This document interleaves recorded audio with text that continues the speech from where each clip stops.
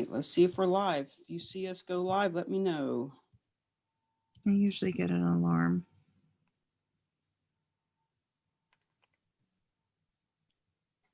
I believe we're live.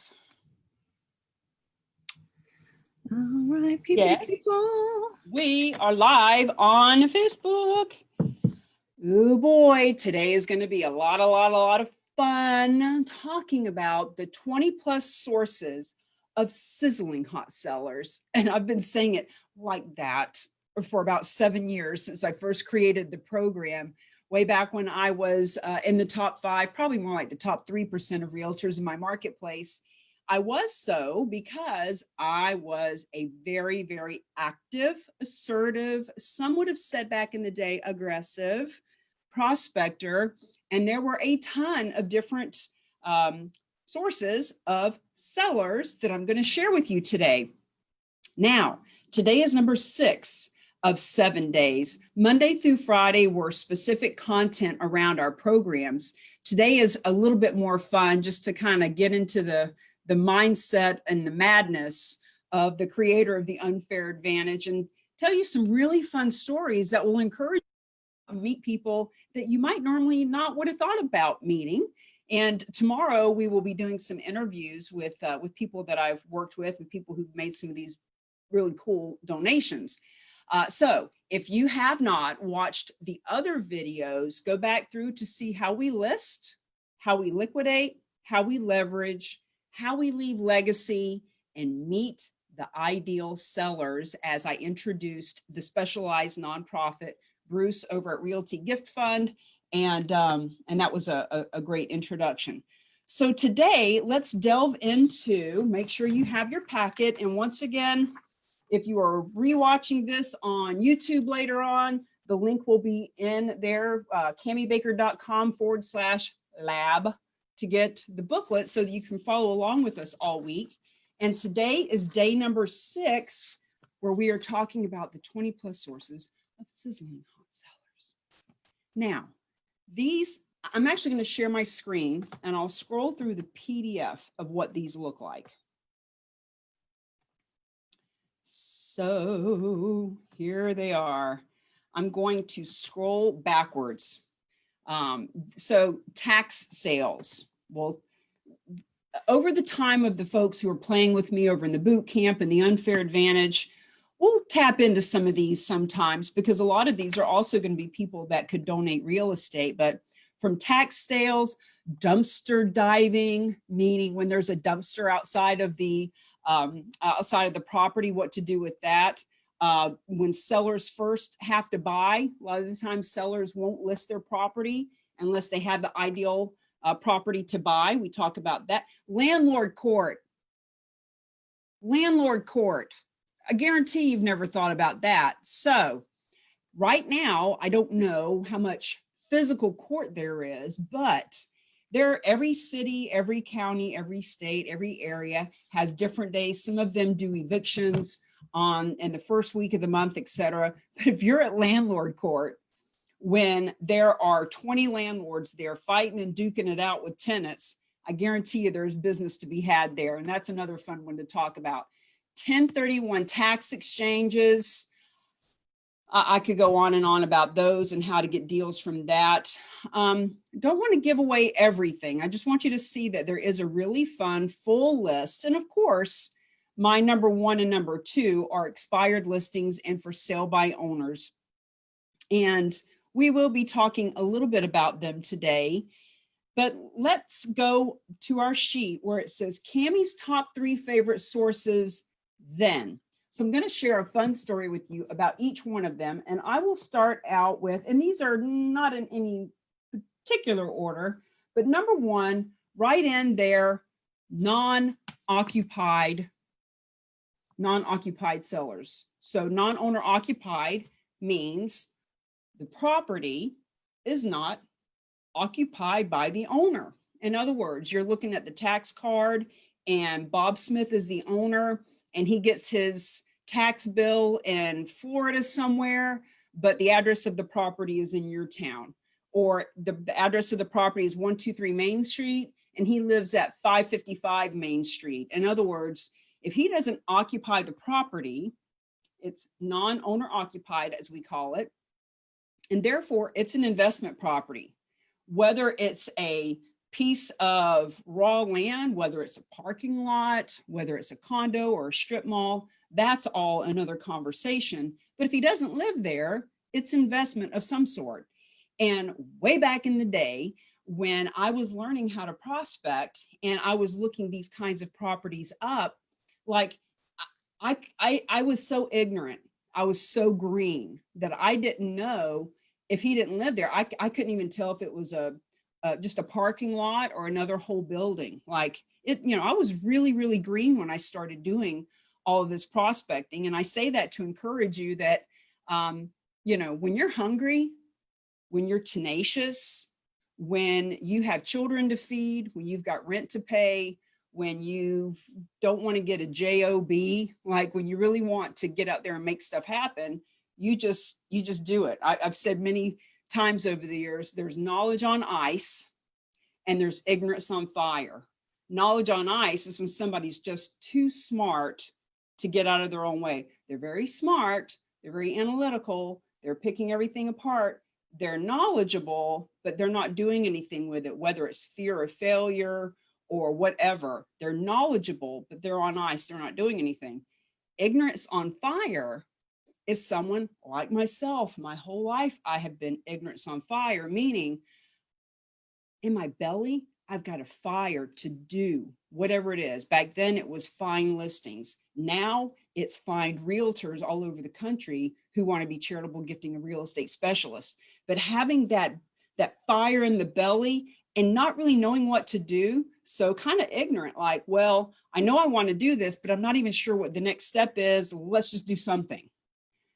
I would much rather work with people who are ignorance on fire than knowledge on ice, because some of you are going to get into the boot camp and you are going to study this and you are going to research it and you're going to learn every in and out and you're going to know why the tax advantages and how the property donor saves money, makes money. Like you're really going to be so knowledgeable, but you ain't going to do shit with it. Your knowledge on ice. And then some of you are like, I'm helping the veterans. I want to make a difference. I got a fire in my belly and I don't know exactly how this works, but I'm going to start spreading the word. I'm going to be ignorance on fire. And I'd rather have those people because we are the ones that take action and get something done. And eventually we do become very knowledgeable, but we become knowledgeable from the experience, not from just the study.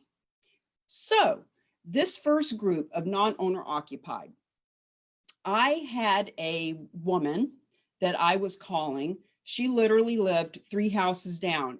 I think it was Hanover Street in Manchester, New Hampshire. So if the property was 123 Hanover Street, she was 154 Hanover Street. Like she was only 3 houses down, but non-owner occupied. She didn't live there. And what happened was I reached out to her, I made a phone call, and I didn't even know what kind of property it was.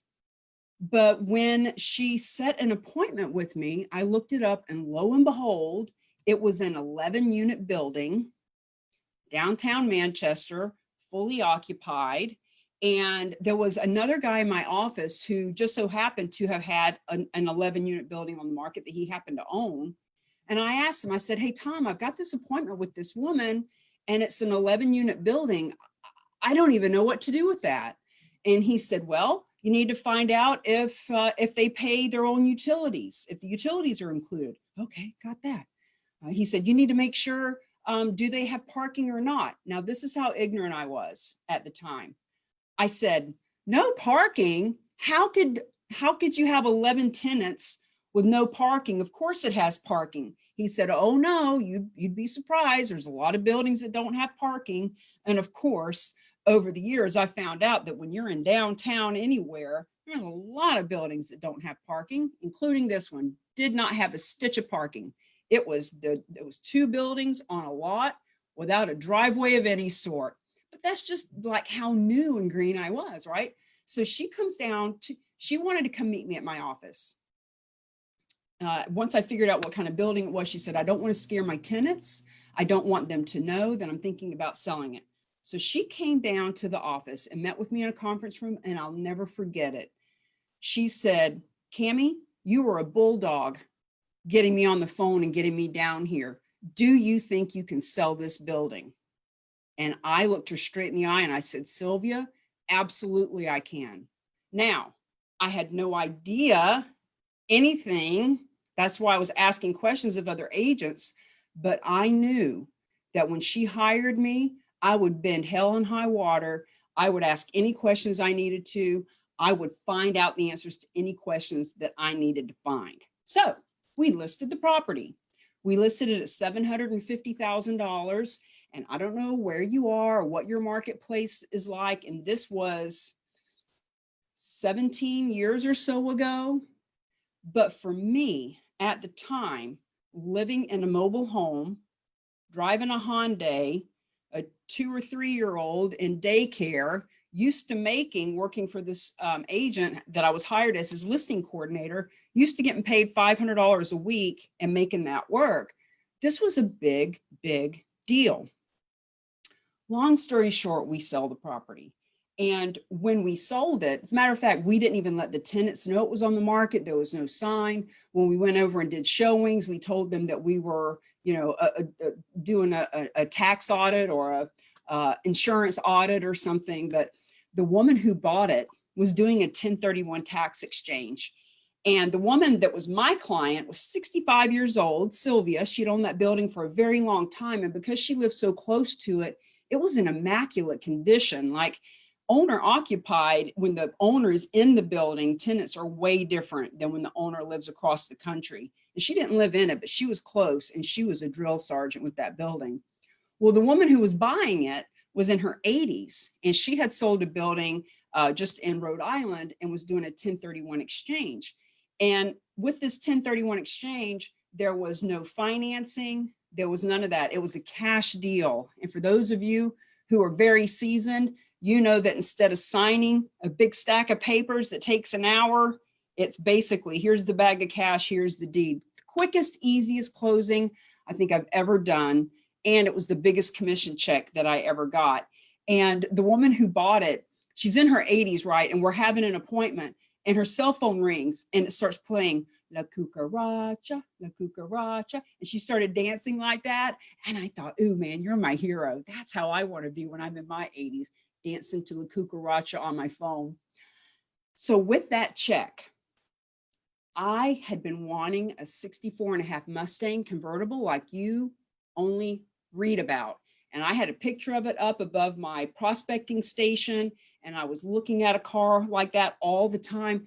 And there was one in my area that I had seen. Now, this was when it closed, it was in April. Back in September, October, I had seen this white Mustang convertible on the side of the road with a for sale sign on it. I stopped and looked at it, but then within a couple of weeks, it went away. So April, I'm having this closing. Closing's coming up in about 2 weeks. I get a phone call. Guy says, hey, I'm the guy that I talked to you back in the fall with the Mustang. He said, are you still interested in the car? And I said, well, yeah, but I haven't seen it. And he said, well, it's a summer car. I put it away, in the garage out of the snow, but I'm getting ready to pull it out. And I've got your number from last year. Do you still want it? And I said, sure, I do.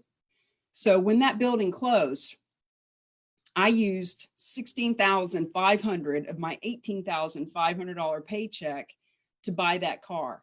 And the office made fun of me and all that kind of fun stuff. But it was that closing that got me that car that started the car shows and the parades and doing cause marketing on a big scale. So the first of these sources of sizzling hot sellers are the non-owner occupieds in your area. And when it's a non-owner occupied that's actually an out of state non-owner occupied, whew, boy, when I would be prospecting and I would see that Bob Jones owns 8 properties here and he lives in Texas or New York or California or anywhere else, I would be like, whew, let's do a dance. Bob is a long distance landlord, and a lot of those people are tired of tenants, trash, and toilets. And you catch them at just the right time, like I did Sylvia, and you will be able to help them liquidate their property. I've got many more stories about that, including a woman who I actually sent a letter to us. Every now and then I would do mailing campaigns, and sometimes I would call. Nothing beats a phone call, but I did get a listing from one of these from a woman who had a duplex that she lived in Florida. Her mother lived on one side of the duplex and her daughter lived on the other. Can you imagine the nightmare of being the landlord of a duplex with anyway, I ended up selling that to a dear friend of mine, and he still lives there today. And I've actually stayed there before when I was in transition. So reaching out to these folks who own property but don't live in it is a gold mine. And as we get into the Charitable Gifting of Real Estate Boot Camp, we'll be talking about how some of these places could be a great place to find a donation of real estate. Now, we're not going to be talking about cold calling and door knocking and prospecting a whole lot. However, there is a company called RedX, and I'm just going to jump in and give you this resource. Down at the bottom under points to ponder, here is our resource with the line there. I will put this also in the comments, but if you write in theredx.com, so TheRedX.com, Jennifer, if you want to throw that in the comments, /affiliate/Cami. They are partners of mine, and that's where I used to get the phone numbers for expireds, for sell by owners, the geographical areas. They can get not only the phone numbers, they get email addresses now. They didn't have them back then. And they can actually give you a system that texts. Imagine being able to text property owners. And if you use my affiliate link, then you avoid the setup fee. I think the setup fee is 150 or 197 or something. But when you're an affiliate, you don't pay that. So the RedX is a great place to get the phone numbers of all these. Now, number two, now I know this is a dirty word, and I know that there is mindset around these individuals, but ultimately there are hot leads, there are warm leads, and there are cold leads. And when we are out willy-nilly just going to networking events and showing up at the Chamber of Commerce, well, there's 8 other realtors in there, and you don't know if anybody's looking for a realtor. You don't know if anybody even owns property. Like, talk about cold marketing is going to random networking events where there's 8 other realtors and a whole bunch of people that may or may not even want any of you. So doesn't it make sense to actually put your focus in on hot leads? And a hot lead would be someone that you know owns a house and wants to sell it. Imagine that. What a great use of time when you're a listing agent. So I'm just going to say the dirty word, FSBO, for sale by owner. And I know the mindset around it. I want to share with you my version of there's 4 different categories or groups of for sale by owners in my experience and in my mind. There are the people who have listed before, but they had such a horrible experience with their real estate agent. They figure, what the hell, I can do this myself. I'll just give it a go.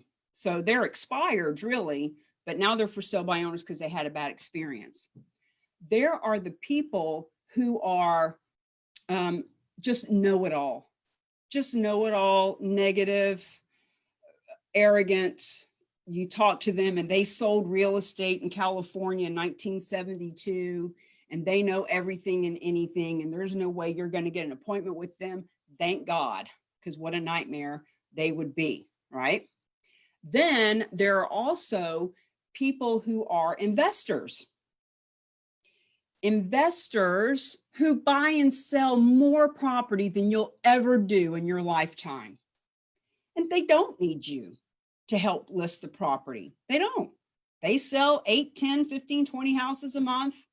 And they know the MLS better than you do. They know the supply better than you do. They're investors. It's what they do full time. But here's the thing. When you run into one of those folks, so many agents will say, okay, well, never mind.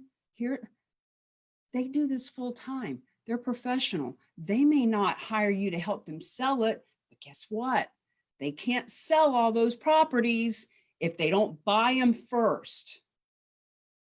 So when you run into an investor, which you can also find from the signs that say we buy ugly houses, you can pick up the phone.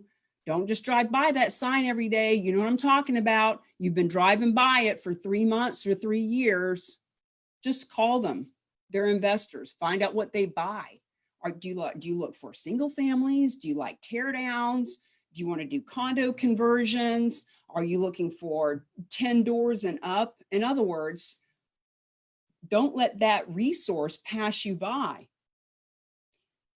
And then the fourth kind is that person who doesn't know a realtor.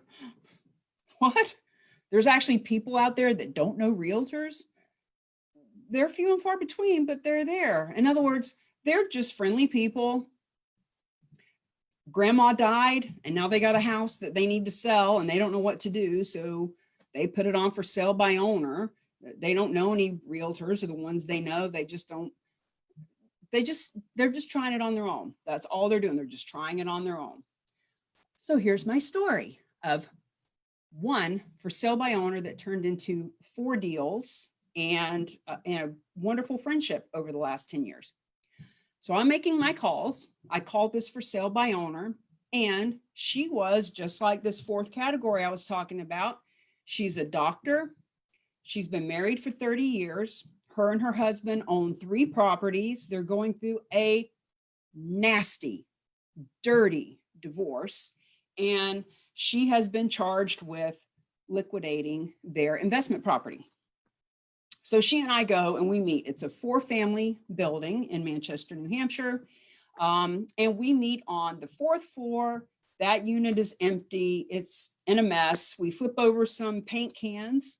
We're both in suits and we sit on the paint cans and we are having our little presentation and doing the listing contract.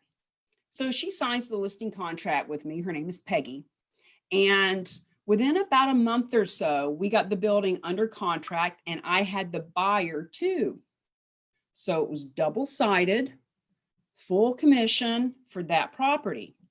And then they had another property to sell. And then a year later, they had another property to sell. So that one phone call turned into 4 commission checks, and she's a Botox doctor. And she's been my Botox doctor for probably 10 years. And I haven't had any Botox since before COVID started in March. So don't judge her on it right now. But I've had her do lip injections and fillers and Botox and the whole thing. And last year, she even hired me to help her do some cause marketing for her med spa, so that she could partner with a veterans group in the area, et cetera, and gather up some Toys for Tots, et cetera. So she hired me again. So when we are thinking about calling for sale by owners, and we get that weird queasy feeling, oh, they're going to be mean, or every realtor in town is calling them, or what do I say when they say this, that, and the other thing? When you can just realize there's a lot of Peggy's out there, educated, well-spoken, friendly, and very, very good at whatever it is they do. In her case, she's one of the best Botox doctors ever. So I've referred, I can't tell you how many people, and I love, love, love her service. With COVID having hit and myself going back to natural, I'm kind of liking being natural for a while. But she's awesome and wonderful and a great human being. And I wouldn't have met her if I hadn't have picked up the phone and made that call. Another for sale by owner, Beverly was her name. She had a vacant property. I went and met her at the vacant property. We were sitting up on the kitchen counters because the place was empty, no chairs or anything. She was an appraiser. Like, think about all the appraisers that you know. Think about how many hundreds or thousands of realtors that they've met in their career of being a property appraiser. Wouldn't you think that the appraiser would know a ton of realtors and just pick one?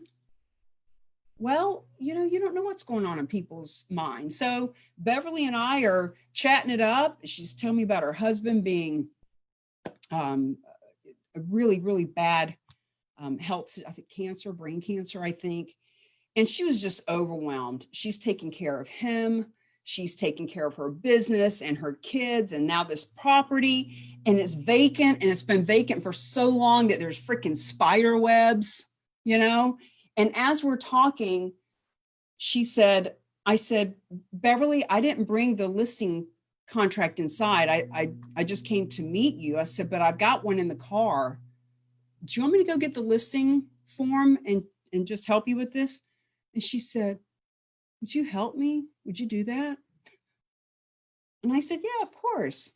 So these are for sale by owners, that any of your misgivings that are keeping you from picking up the phone or knocking on the door, shame on you. They need you. They need your help. They need a good agent. If you don't want them to be taken advantage of by that slimy, sleazy realtor that you know in town, or if you don't want them losing out on money because they're trying to sell it themselves, doesn't matter what market it is, good market, bad market, seller's market, buyer's market. If you believe that you are the best service provider in the industry in your area, then you need to be letting people know that you're in business. So that's number 2. Now, the last one we're going to talk about, I know really is going to make your skin crawl. Now, I could talk about more vacant properties, how one day there was a guy that I was dating. He had a motorcycle. We're riding around in this neighborhood, and he loved to talk real estate because we were always talking real estate. And even though he didn't get into real estate, he loved to talk about it. So we're riding around his motorcycle, and I noticed a property was vacant. You couldn't help but notice the grass was 3 feet high. The newspapers were piled up. I said, hey, pull over. I'm going to write that one down. So I literally got a napkin from Burger King and had a pen. I don't know why I didn't put the phone numbers in my cell phone. Maybe I didn't have it with me. I don't know. This was 10 years ago. But once I wrote down that one number, our reticular activators got activated, and we started noticing others. Oh, wait a minute. While I'm sitting there writing that address down, he said, what about that one over there? And we started noticing that in this little neighborhood, well, it's a pretty decent sized neighborhood, but with small houses, very tight and close. So it's kind of like the place that you'd want to go trick-or-treating because it's easy to walk to all the houses. And it was a neighborhood that was built probably in the 40s. So it was at a point where there was a lot of turnover, a lot of people going into nursing homes, a lot of families that had already grown up and they were all moving away, et cetera. When we got on the hunt, it was like looking for Easter eggs. I ended up writing down 32 addresses of vacant property. It was clear which properties were vacant. You can tell. Out of the 32, I did my research as to find out who the sellers are, blah, blah, blah. We can talk about that over in the Unfair Advantage if you want to. 11 of them, out of the 32, I spoke to 11, and I took 3 listings from that. Now, let's talk about the last one. Expireds. Now, in this list, there's a whole bunch of other ones that you wouldn't have thought of. For example, the agents in your office that send out the email, hey, I have a ready, willing, and able buyer. They have a budget of $500,000 in the Green Acres School District with 3 bedrooms, and they want a pool. Who has a listing coming up? I've got the buyer. Well, number one, if you're that agent that's sending that kind of email, why aren't you finding the seller? Why aren't you looking in the tax records and door knocking in that neighborhood to find their house? Because then you get both sides of it. But if other agents are doing that in your company, you go find it. When you see that email, you say, oh, I wish I had that listing. No, I don't have it. And you keep scrolling, looking for something to shop online. Look, they just told you They're looking in the Green Acres School District up to 500,000 for 3 bedrooms. Look on the tax records and find them a house.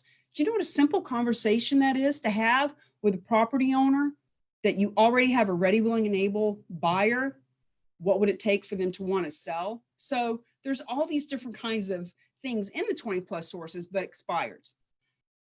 By the end of my reign as a listing agent, I didn't even want a listing if it wasn't expired.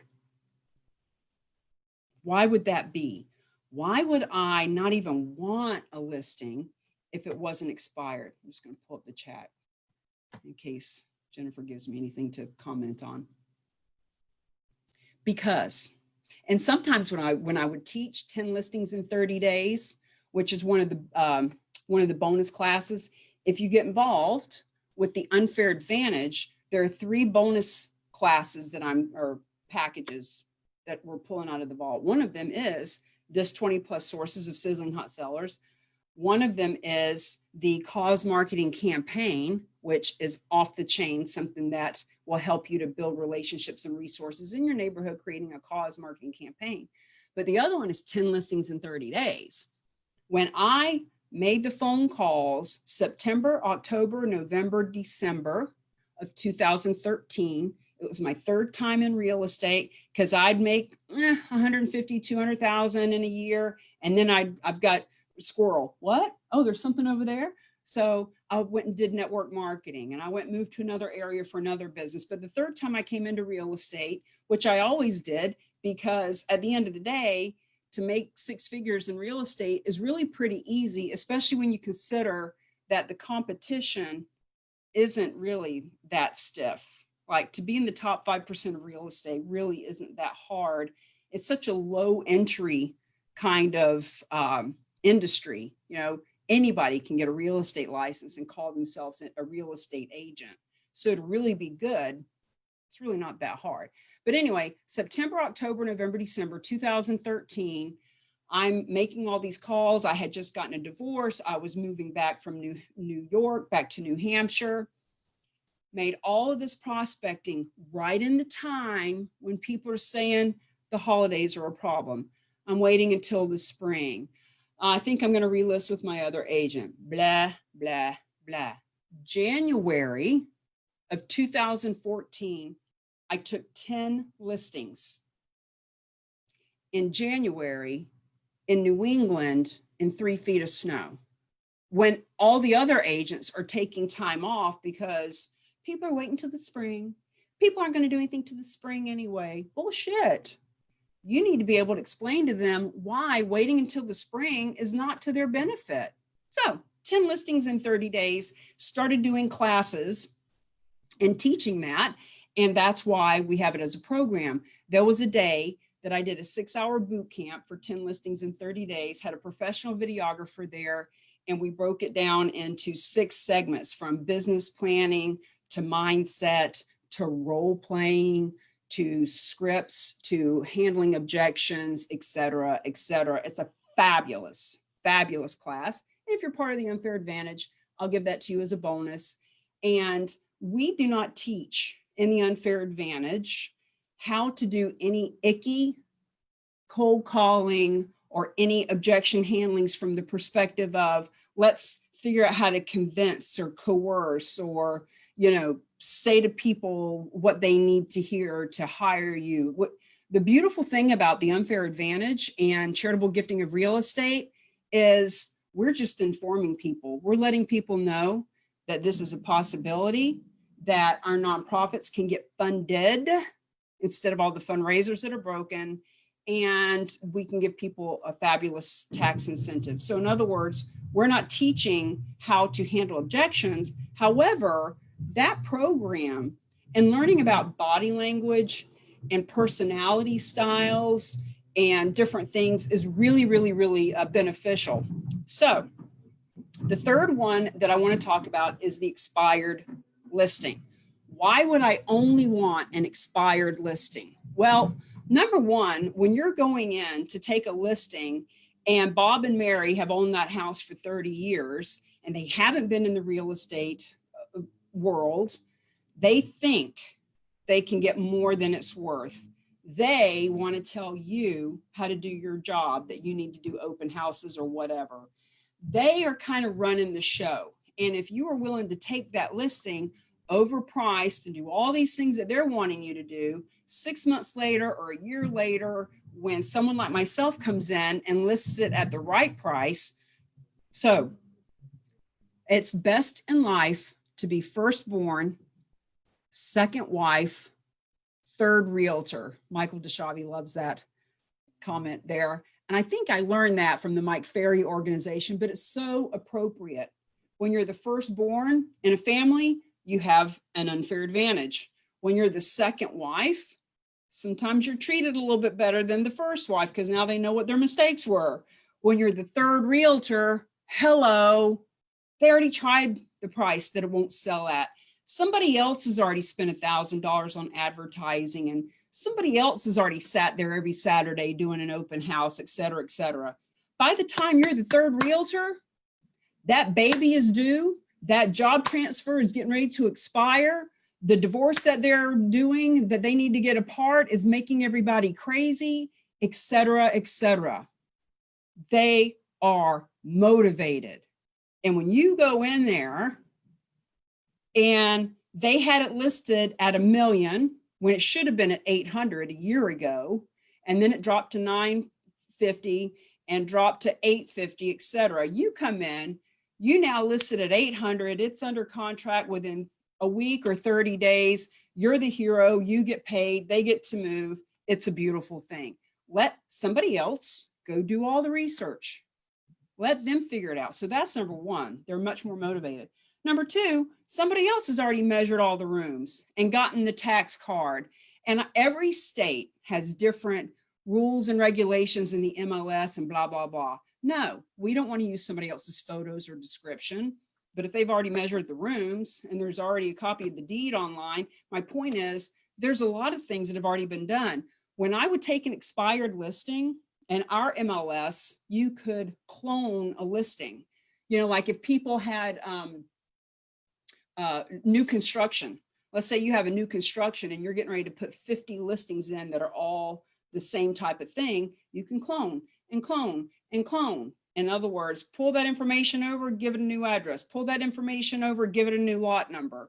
So I could literally clone somebody else's listing, pulling over just the square footage, and like it's already clicked residential, not commercial. It's already clicked ranch and not colonial. In other words, all that kind of stuff. And then I would obviously put in my own description and all of that stuff.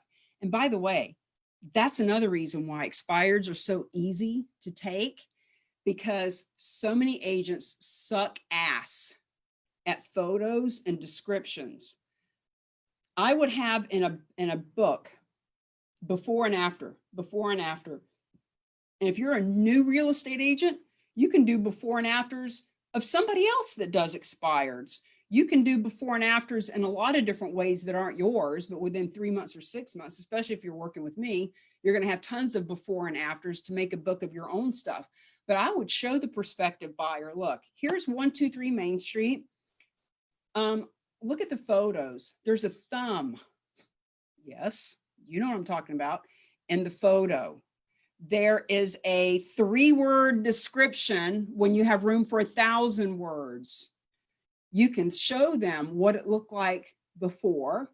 Here's what this listing looked like when I took the photos, when I did the description, when I did XYZ. Look how fast it went under contract. So expireds are motivated. Somebody else has already done the work.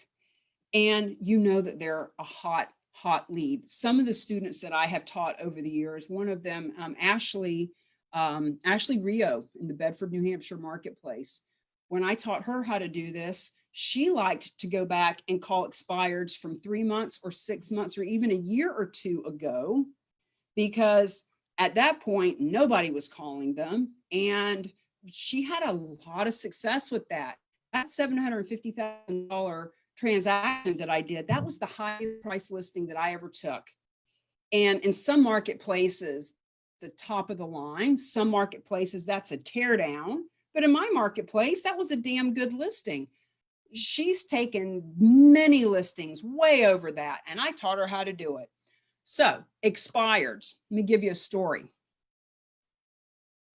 When I would do expireds, first of all, the first day of the month is the best. And the only other day that's better than the first day of the month is the first day of the year. If you want to take 10 listings in 30 days in January, get your ass on the phone and in the car driving on January 1st, because no other realtor is working. Everybody is at home, and there are hundreds of property that come off the market on January 1st. The majority of realtors, when they put a listing in, no matter what day of the week or day of the month it is, they will end their contract on, October 1st, May 31st, December 31st. For some reason, a lot of people do that. They just put it to the end of the month, as opposed to 6 months from this day till, April 15th. In other words, tons of them expire on the first of the month, and the first of the year is 10 times that. Best day in the world to prospect if you're going to do expires. So I would get out and I would drive around and go door knocking once I made my phone calls. Now, keep in mind, this is when my daughter was very young. I was in the thick of it. I was hot for listings. I was making a lot of money and loving the freedom of having 8 or 10 or 12 or 15 listings and being at the office at 7 in the morning to pull the expireds and to role play with people and blah, blah, blah. But I was done by noon. I was taking a nap before most realtors even came in. I would get more done in 2 hours than most of those agents got done in a whole week.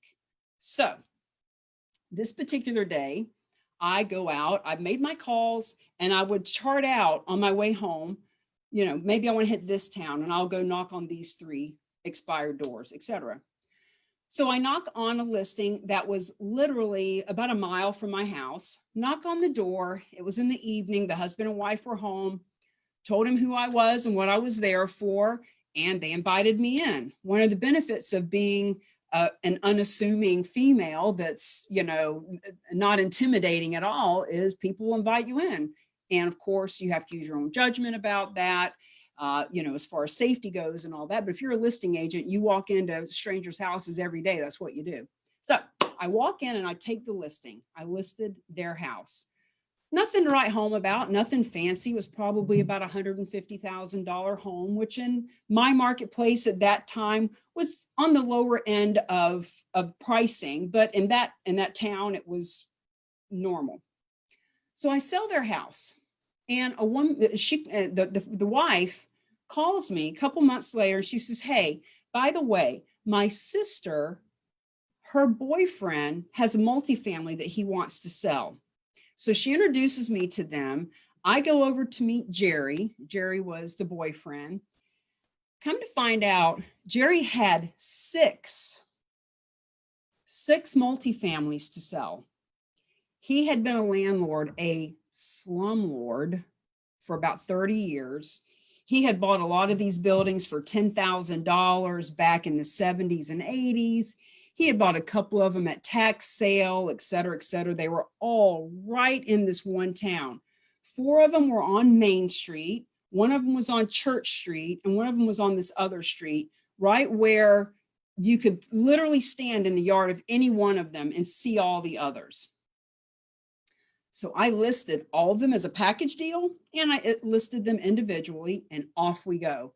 So imagine CamiBaker.com Remax signs in 6 yards in this little town that you can see every one of them from any place that you stand.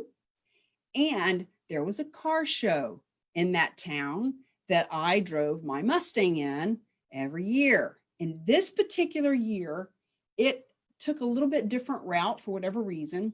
So as we came down and turned on Main Street, Broadway was the name of the other one, Main Street and Broadway, I passed every one of my listings My car says CamiBaker.com Remax. The balloons are all over it. My child and her friend are carrying a banner in front of my car that said HGTV chose Cami Baker as their expert. You can too.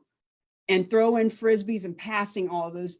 That has to be one of the highlights of my career and of my life, because it was just so much fun to have people pointing at me and pointing at the signs and grabbing frisbees. It's just so much freaking fun. So the thing is, I wouldn't have had any of those listings if I hadn't have been calling expireds and got that first listing, or door knocking in that case, that referred me to these other folks. I could give you numerous expired stories, including one that I'll share. This one couple, I go to their house to have a listing appointment. They were an expired. I had called them. We get done with the presentation, and they had already interviewed 6 or 7. Like, they had been on the market before, expired, on the market again, expired. This was their 3rd time expiring. And this time, in their mind, for whatever reason, they thought, we're going to interview one person from all of the offices, KW, Remax, Century 21, Joe Blow. Like, they just picked an agent from each office. So I'm doing my presentation, and at the end of it, they said, look, you've got the same comparables everybody does. You all have about the same idea of price. We like all of you equal. What is the one thing you can say to us that we haven't heard yet that will push us over the edge to just hire you and be done with this? And I said, I'll tell you what you should do that nobody else has suggested. I said, the reason this house isn't selling, it's on a busy road. The layout is antiquated. You know, it was one of those houses that was built in the late 70s, early 80s, where the rooms were small and boxy, and it was kind of dark. And they had this weird living room that used to be a garage. It had a hot tub in it and a pool table, which seems kind of cool. But the garage door would open, and they put another garage door on the other to open both of them up, which is kind of cool to have this open. It was just weird though. Like, you'd have to really, really, really be into that to buy it. So I said, here's what we want to do. We want to offer out 4% commission to the buyer's agent, because we want them on our side. We want them working with us and for us to push this house on their buyer. Because when their buyer, and they're going out on Saturday, and John and Mary want to go see this house, and this house, and they pass this one by because of that weird garage room, because the road is really busy, because the colors are kind of dark. If we're offering out 4% to an agent who normally gets 2%, 3% at best, they are going to say, hey, John and Mary, did you see this one? Yeah, we saw that, but that's kind of a busy road. Well, yeah, but did you see how big the yard was? In other words, get the buyer's agents working with us.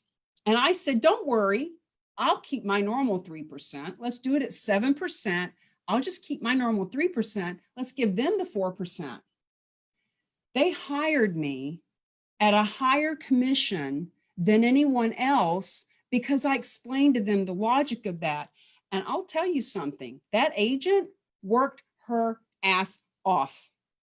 You damn right she pushed that house, because she was getting twice the commission of any of the other houses that she was showing.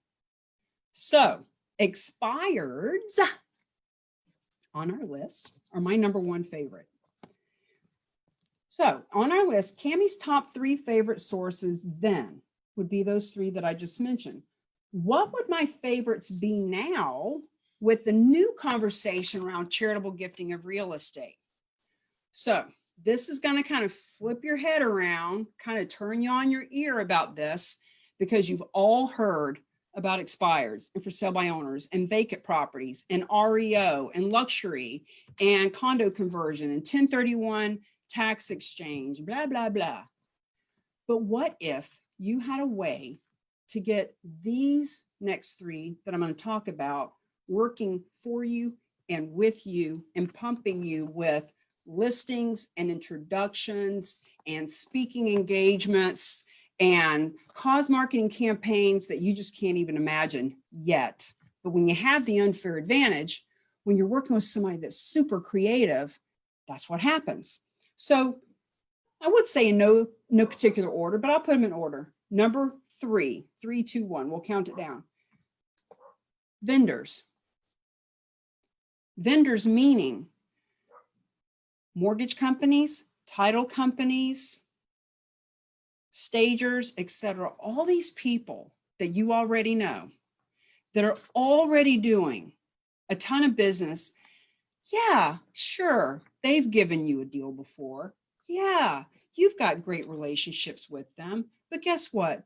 Every one of them is doing the juggle dance every day of wanting to keep 10, 50, 100, 500 realtors happy. They don't want to give all their deals to one because then that'll piss off so-and-so. And it's really weird and awkward for them to even give, like if their best friend is selling a house, who am I going to give it to? Because I know all these people and so gives me all this business.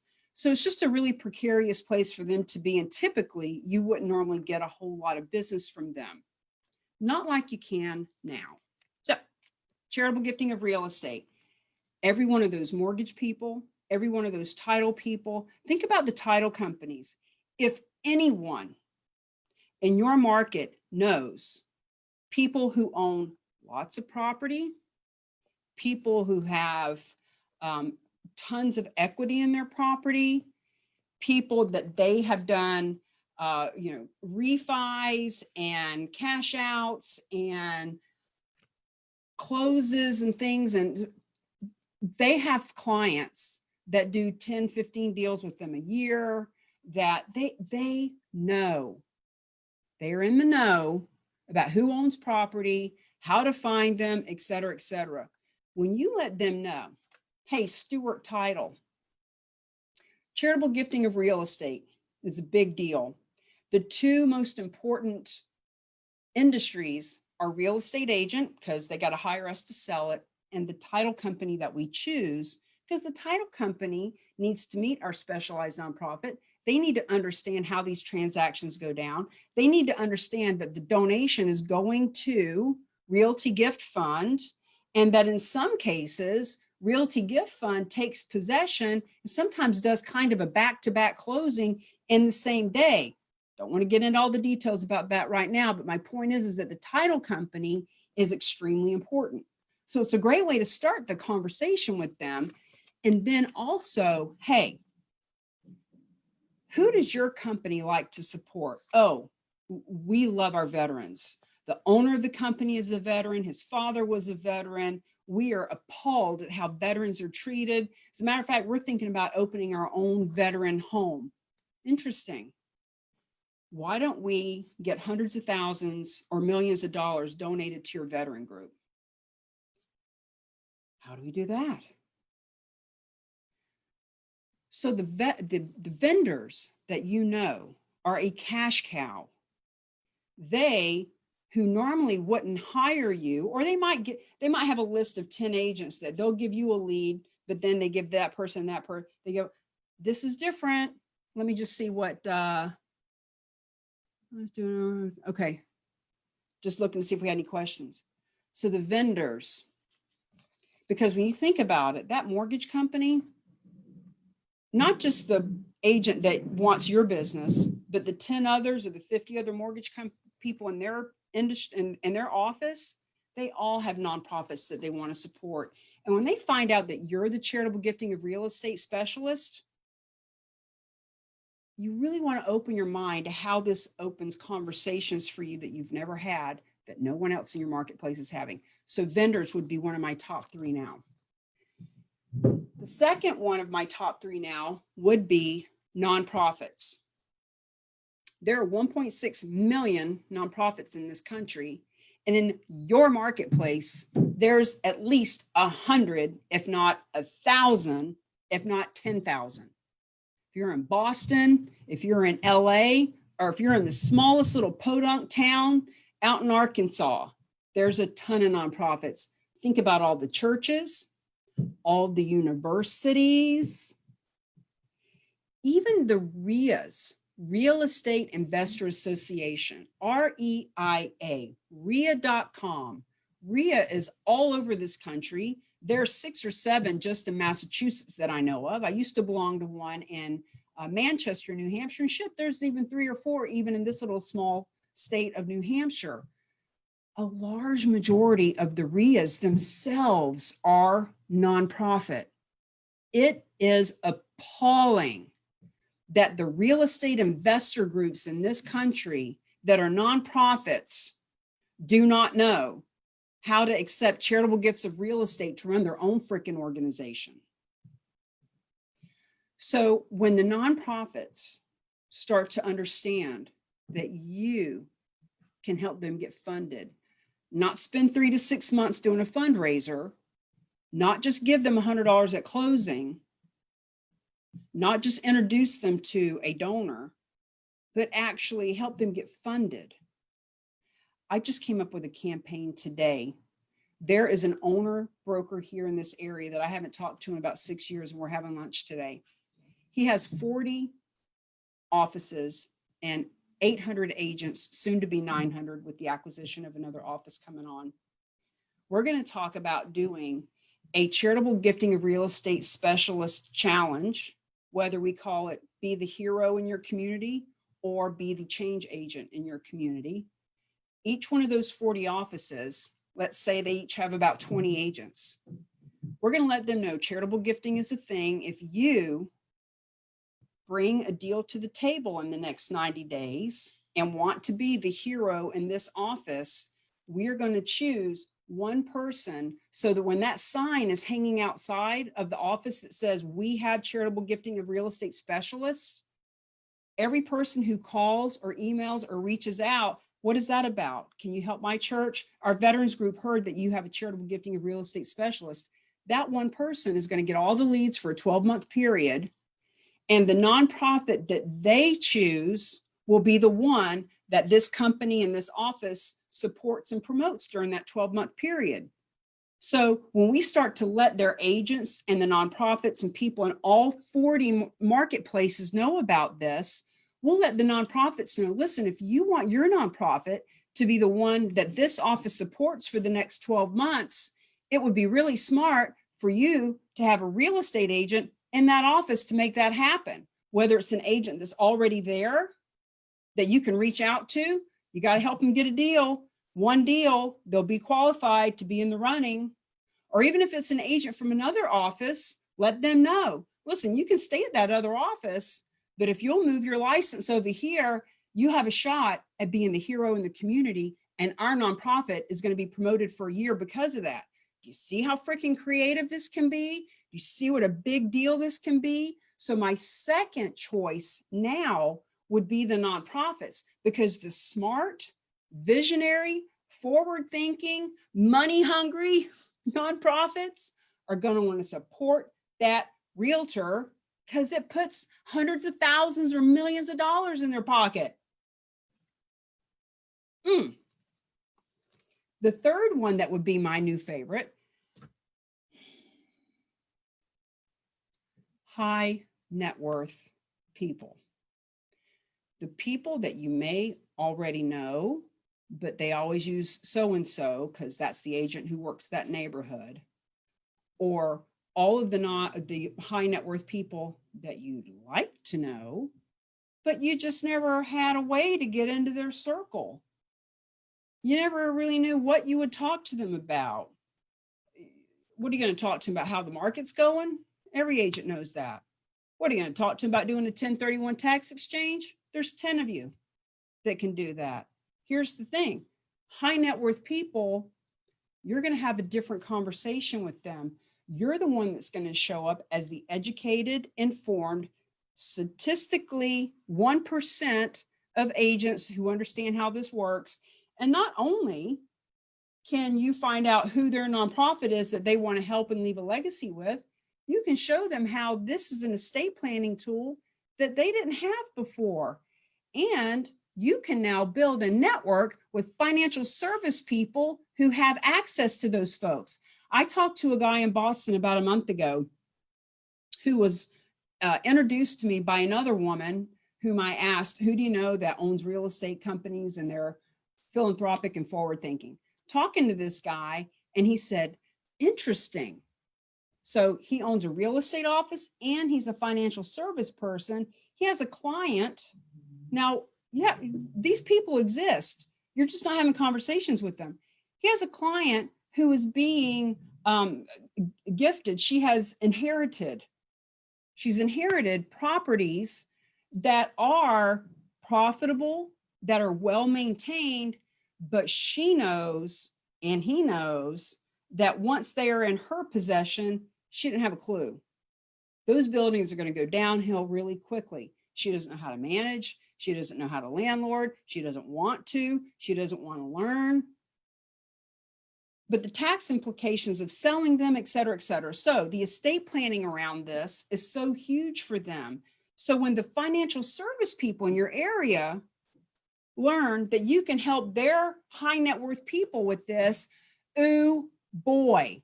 So financial service people would also fall under vendors. And in this case, they would also fall under high net worth. So question is, would you rather be prospecting non-owner occupied, vacant properties for sale by owners, expireds, competing with other agents, trying to figure out a new kind of script that they've never heard before, handling objections, cutting your commission because Bob said he'll do it for 4%, blah, blah, blah? Or would you rather be building relationships with these other three kinds of people and having the PR that comes from being the one handing a check for $82,000 to the local food pantry? Just saying. So once again, the bonus resource is the Red X, the Red X, TheRedX.com/affiliate/Cami. If you go there and or if you call them and tell them that you're a Cami Baker affiliate, you will get the $150 setup fee waived. Now their fees, they have subscriptions anywhere from $30 a month to $300 a month, depending on if you just want for sale by owner phone numbers, depending if you want the geographical areas where you put in one address, 123 Main Street, and you get the phone numbers, email address, and texting for the whole neighborhood around that, you know, just listed, just sold type of a thing. They are also really beefing up their capability of, so for example, if there's an area in your town that has a ton of apartment buildings, you can put the pin in the map, right? And do a circle or go around certain roads. And in that little geographical area, bam, immediately, you get all the phone numbers, email addresses, and texting capability. Now, I'm not their technician. I don't know exactly how all of that works. I'm not making guarantees to you that you're going to get 100% emails, and I have no idea. You have to reach out to them. But my point is, that's another way, another resource, another tool in your tool belt to be able to serve the people you're here to serve. So let me just look at the time. All right, it's right at 2 o'clock. I have a huge meeting coming up with a gentleman who has 40 offices who could help blow this thing out of the water. Do you want to have the unfair advantage? Do you want to be the go-to agent in your marketplace? It all starts with the boot camp. The first boot camp is on Tuesday next week. I just talked with Bruce and Realty Gift Fund. We're going to do it the first week of November and the first week of December, and then we'll reevaluate at the end of the year. But every month that goes by, especially right now, time is of the essence. There are people you can talk to right now, next week, that will donate that property with you right now because they need the tax write-off in 2020. And that's possible as long as they donate it to us before December 31st. It doesn't matter when it closes. The tax write-off starts in 2020. So the boot camp, normally $997, it's $497 right now during the launch. It will go up, guaranteed. And Realty Gift Fund will fucking give it back to you $497. They are now. They're not always going to do that. Guaranteed. I'm not going to let them do it. When this gentleman comes on with all of his agents, we're going to make a deal that they get reimbursed for it. But after that, our plates are going to be so full, they're going to have so many deals, and I'm going to have so many clients. Price goes up, no more reimbursing. So you want to go to cammiebaker.com/bootcamp/bootcamp.